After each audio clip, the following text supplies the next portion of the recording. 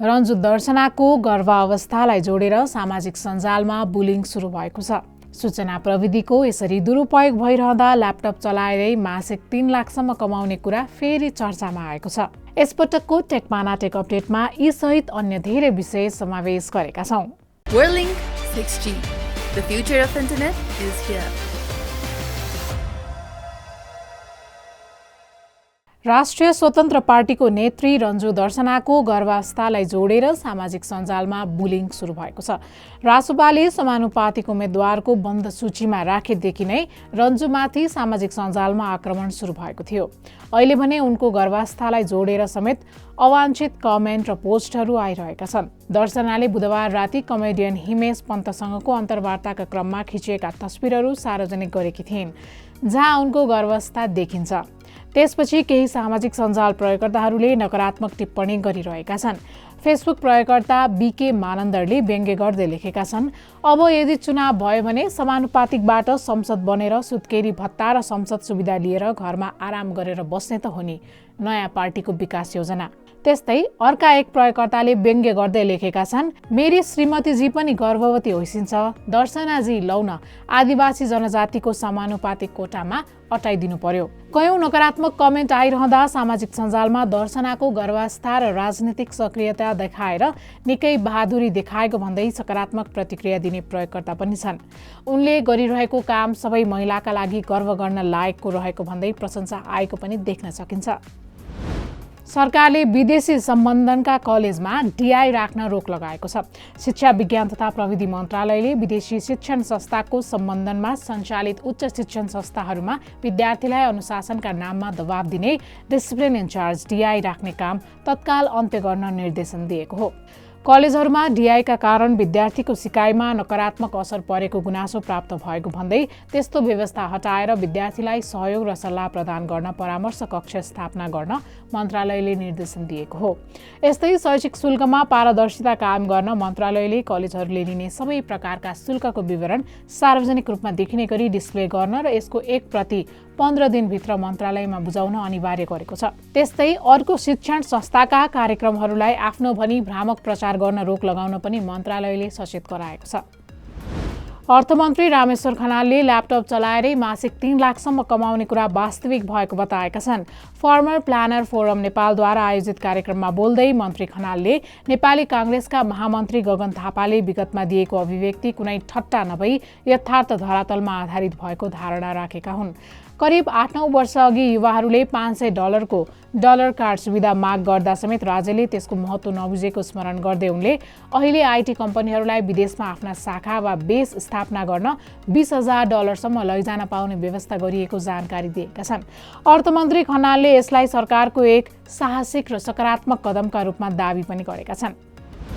नेपालमा विदेशी नागरिकहरूको गतिविधिको रेकर्ड राख्ने प्रणालीको औपचारिक सुरुवात भएको छ।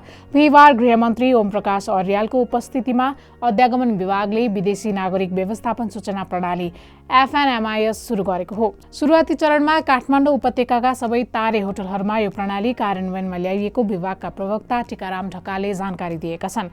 अब ती होटलहरूले विदेशी नागरिकहरू चेक इन गर्दा उनीहरूको पासपोर्ट नम्बर लगायतका विवरण FNMIS प्रणालीमा इन्ट्री गर्नुपर्नेछ। होटलबाट निस्किएपछि चेकआउट भएको विवरण पनि सोही प्रणालीमा अपडेट गर्नुपर्नेछ। दोस्रो चरण अन्तर्गत 17 फागुनदेखि नेपालभरका सबै तारे होटल, विमान company, tours and travels company, money एक्सचेन्जरहरूमा यो प्रणाली विस्तार गरिने उनले जानकारी दिएका छन्। सबै स्थानमा FNMIS कार्यान्वयनमा आएपछि नेपाल भ्रमणमा आउने विदेशी नागरिकहरू कुन कुन स्थानमा बसे र कहाँ कहाँ पुगे भन्ने विषयको व्यवस्थित अभिलेख अध्यागमन विभागसँग रहनेछ। पासपोर्ट नम्बर मात्र लिइने भएकाले यसबाट पर्यटकको व्यक्तिगत गोपनीयतामा कुनै असर नपर्ने विभागको दाबी छ। अवैध भर्चुअल एसेट तथा क्रिप्टो कारोबारमा संलग्न मध्ये धेरैजसो 21 देखि 35 वर्षका विद्यार्थी र कर्मचारी रहेको पाइएको छ। नेपाल राष्ट्र ब्याङ्कको वित्तीय जानकारी एकाइले सार्वजनिक गरेको स्ट्र्याटेजिक एनालाइसिस रिपोर्ट 2025 ले नेपालमा प्रतिबन्धित रहेका भर्चुअल एसेट र क्रिप्टो करेन्सीको प्रयोगमा युवाहरूको बाहुल्यता रहेको देखाएको हो। नेपालमा शंकास्पद भर्चुअल एसेट कारोबारमा संलग्न मध्ये 75% व्यक्तिहरू 21 देखि 35 वर्ष उमेर समूहका छन्, जो प्रविधिमा बढी अभ्यस्त मानिन्छन्। छन्। यसमा 29% विद्यार्थी र त्यसपछि कर्मचारीहरूको हिस्सा ठूलो छ। ब्याङ्क स्टेटमेन्टहरूमा बाइनान्स, USDT, क्रिप्टो, बिटकोइन जस्ता शब्दहरू प्रयोग गरी ब्याङ्किङ च्यानलबाटै अवैध कारोबार भइरहेको रिपोर्टले देखाएको छ। 5%ले त डलर कार्ड प्रयोग गरी क्रिप्टो खरिद गरिरहेको भेटिएको छ। थप जानकारी टेकपानामा पढ्न सक्नुहुन्छ। काठमाडौँ महानगरपालिकाको वडा नम्बर 26 ले बालाजु क्षेत्रमा राखेका 77 वटा CCTV क्यामेरा फाइबर इन्टरनेटमा जडान गरेको छ। नेपाल टेलिकमसँगको सहकार्यमा फाइबरबाट जडान गरिएका CCTV क्यामेराका दृश्यहरू वडा कार्यालयमा राखिएको मोनिटरमा हेर्न मिल्ने बनाइएको छ। यसका लागि वडाले करिब 1 करोड रुपैयाँ खर्चिएको छ। सुरक्षा, शहरी विकास र विकास व्यवस्थापनका लागि प्रविधिको दिगो पूर्वाधार निर्माण गर्ने तथा सुरक्षा निकायसँग सहकार्य गर्ने योजना रहेको छ।